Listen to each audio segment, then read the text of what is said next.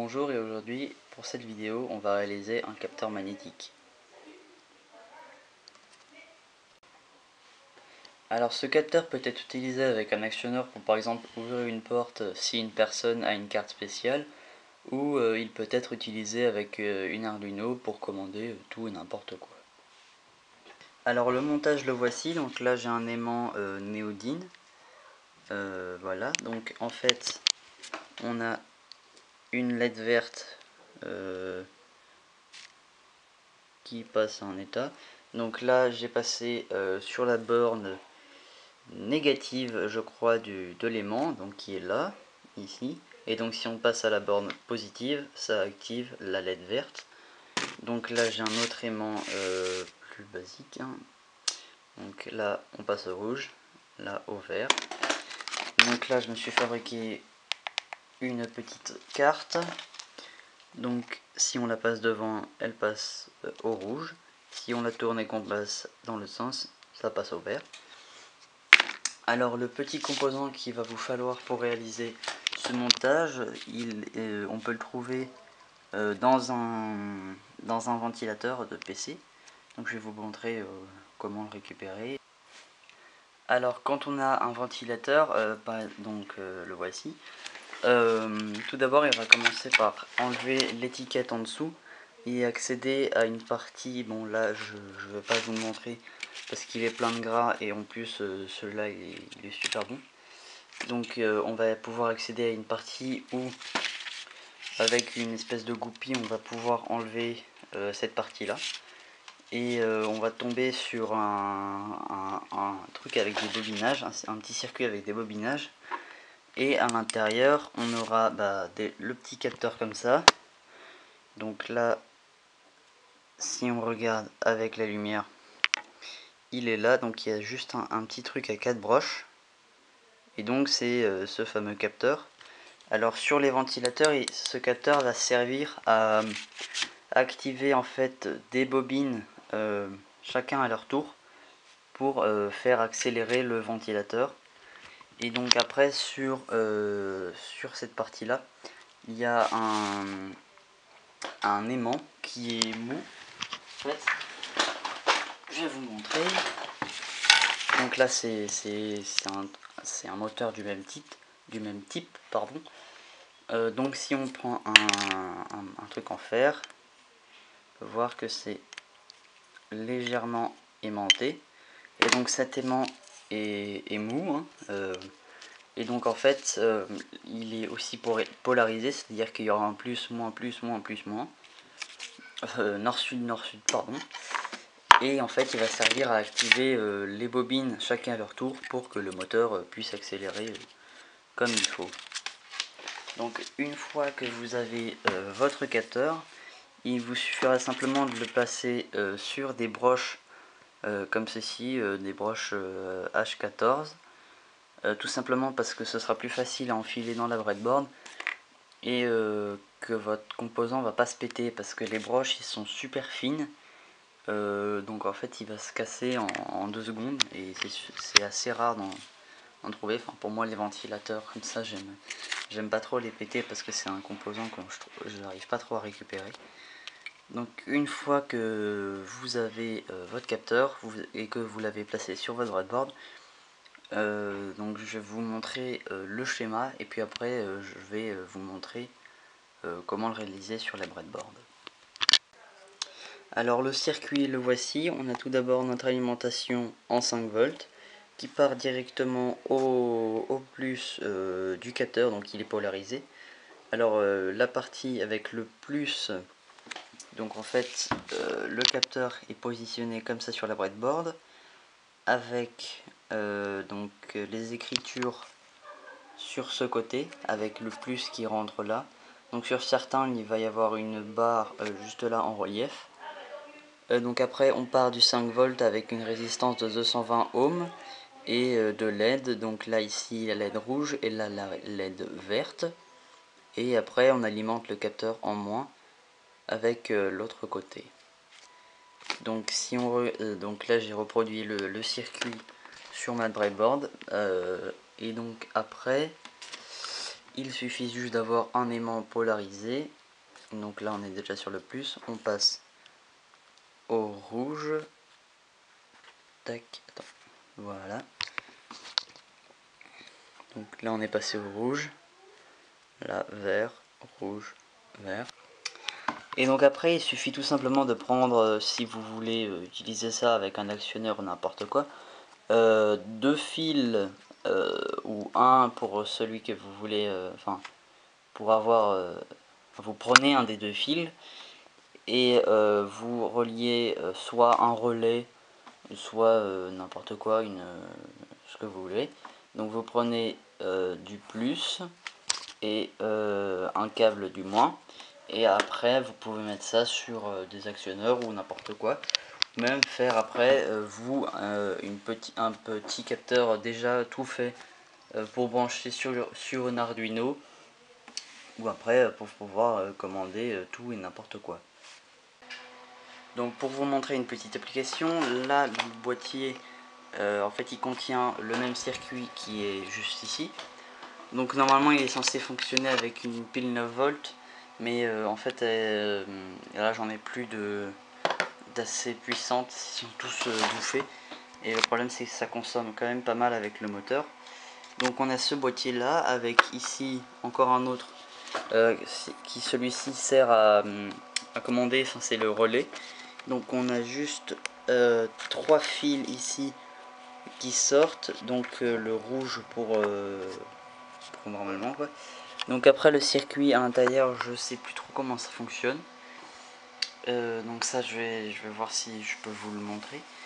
Et après on a ici la partie mécanique, on va dire. Donc en fait on a un truc de lecteur de cassette. C'est en fait ici à la place il y avait le capteur avec le laser et tout. Et donc ce qui va servir avec une charnière qui est ici, de pouvoir ouvrir ou de laisser bloquer le tiroir, enfin la boîte quoi. Donc on a des capteurs de fin de course ici pour éviter que le moteur continue de tourner quand il n'y a plus besoin. Donc il y en a deux, un pour quand c'est dans cette position et dans l'autre. Donc je vais vous montrer le truc en fonctionnement. Voilà, j'ai branché le coupleur, il suffit juste de l'allumer. Donc la LED rouge s'allume, le truc est toujours bloqué. Et donc après... Ah, qu'est-ce qui se passe? Ah, c'est pas dans le bon sens. Donc je me suis fabriqué une petite carte à 2 balles, avec même une LED. Alors, quelque chose se passe. Voilà, donc là le mécanisme s'est ouvert et donc on peut accéder à l'intérieur. Donc après si je retire la carte et que je veux la refermer, je la tourne et voilà, ça a bloqué le truc. Je vous remontre là, je tourne la carte pour l'ouvrir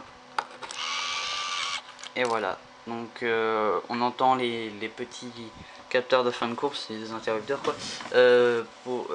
pour arrêter le moteur. Donc en fait il coupe directement l'alimentation du moteur, donc après ça coupe pour les deux. Après on a un retour quand même dans le boîtier du relais, ça je sais plus trop pourquoi, parce qu'en fait ça fait longtemps que je l'ai pas, enfin que je l'ai fait ce truc. Et donc ça marche plutôt bien, hein. C'est plutôt pratique, pardon. Je remonte un coup, donc là on tourne la carte pour le fermer. La LED passe au rouge, le mécanisme s'est enclenché pour le laisser à l'arrêt. Et donc si on coupe, j'ai enlevé la carte et c'est toujours resté. Donc avant de l'ouvrir, faut y aller quoi quand même. Donc je l'ai vissé avec des grosses vis, je crois qu'il y en a 6 en tout, et là 3. Donc il y a juste du scotch pour cacher, pour éviter que ça fasse moche.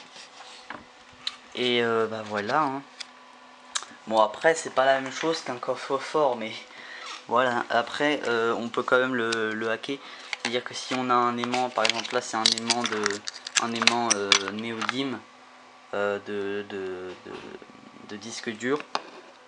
Si je le fous à l'intérieur et que j'arrive bien à le mettre, on peut très facilement le hacker quoi.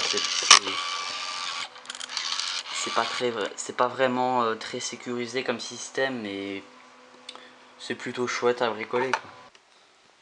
Alors le circuit je l'ai reporté, donc pour commencer, alors on a juste les 3 fils de sortie, le rouge, le vert, le noir. Alors le rouge c'est le 5 volts, le vert c'est la sortie de la LED verte, et le noir c'est la sortie de la LED rouge. Donc si on regarde là, c'est le circuit en lui-même. Donc on a les 4 sorties, là le fil rouge, là la sortie de la LED verte, et là la sortie de la LED rouge, donc au fil noir. Alors on a un premier fil, donc le 5 volts qui va au relais, qui est dirigé sur une borne de la bobine du relais et qui part en dérivation sur la borne COM d'un truc quoi. Donc quand la LED passe au vert, il va activer le relais. Donc ce qu'il va faire, c'est qu'il va balancer du 5 volts dans le moteur là, donc il va le faire inverser, et par la même occasion il va laisser passer le courant au moins avec là. Donc on a le switch qui est là, qui est pour l'ouverture, c'est à dire que quand il va être appuyé, ça va couper le contact, donc ça va couper le moteur. Et là c'est la fermeture, donc quand il va être appuyé dessus, ça va couper le contact, donc arrêter le moteur. Et le circuit, si vous voulez l'étudier en détail, le voici.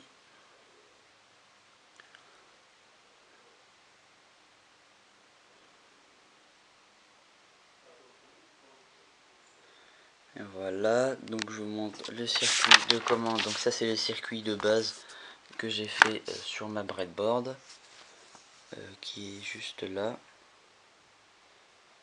Voilà. Alors pour ceux qui veulent refaire le même, cette partie là mécanique, donc en fait j'ai utilisé cette partie.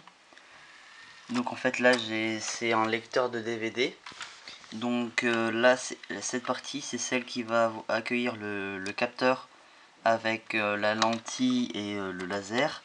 Donc en fait cette partie bouge avec l'aide d'un moteur. Et donc en fait ce que j'avais imaginé, c'est quand cette partie là va avancer ou reculer, en fait qui libère là c'est une charnière en fait, donc classique, mais une charnière juste à double, juste avec deux trucs.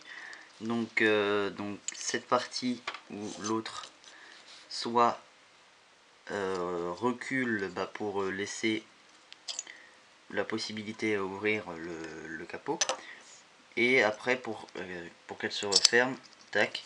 Donc imaginez que ce soit juste cette partie là fixée comme ça sur la lentille et tout le bordel, avec je sais pas, des vis, de la colle chaude, n'importe, ce que vous voulez. Et après, juste après avoir fixé ça sur votre porte ou sur ce que vous voulez fermer ou ouvrir, ou voilà quoi, et comme ça vous pouvez laisser la possibilité d'ouvrir ou fermer, ou après sinon avoir un actionneur, mais ça j'en avais pas, soit avec un servomoteur ou soit avec un vérin, mais ça le problème c'est qu'il faut soit de l'hydraulique ou soit commander du 220 volts, donc c'est un peu plus chaud et plus risqué, donc je vous conseille plutôt de faire ça. C'est beaucoup plus simple et au moins il y a pas de danger quoi. Et après donc le lecteur DVD, ça se récupère facilement, hein, même chez Emmaüs, 5 € pour faire ça, c'est bon quoi. Et voilà, hein. Alors voilà les amis, c'est tout pour cette vidéo. N'hésitez pas à poser des questions dans les commentaires, partagez la vidéo et je vous dis à bientôt pour une nouvelle vidéo.